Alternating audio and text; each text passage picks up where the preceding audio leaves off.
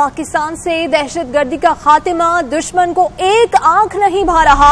افغانستان کی سرزمین سے پاک فوج پر 2 حملے ہوئے۔ جی ہاں، ان 2 حملوں میں 4 جوان شہید ہو گئے اور جوابی کارروائی میں 2 دہشت گرد بھی ہلاک کر دیے گئے۔ دہشت گردی کے خلاف جنگ، امن دشمنوں کا پاک فوج پر ایک اور وار۔ مغربی سرحد پر 2 واقعات میں 4 جوان شہید اور 1 زخمی ہو گیا۔ پاک فوج نے جوابی وار میں 2 دہشت گردوں کو جہنم واصل کر دیا۔ ISPR کے مطابق شمالی وزیرستان کے علاقے سپن وام میں دہشت گردوں نے پیٹرولنگ پارٹی پر حملہ کیا۔ حملے کے نتیجے میں سپاہی اختر حسین شہید ہو گئے۔ 23 سالہ شہید اختر حسین کا تعلق بلتستان سے ہے۔ فائرنگ کے تبادلے میں 2 دہشت گرد بھی ہلاک ہوئے۔ دیر کے علاقے میں بھی افغانستان سے دہشت گردوں نے فائرنگ کی، جس سے باڑ لگانے میں مصروف 3 جوان شہید اور 1 زخمی ہو گیا۔ شہید ہونے والوں میں نوشہرہ کے 22 سالہ سپاہی کاشف علی، ضلع خیبر کے 28 سالہ لانس نائک امین آفریدی اور مانسیرہ سے تعلق رکھنے والے 31 سالہ محمد شعیب سواتی شامل ہیں۔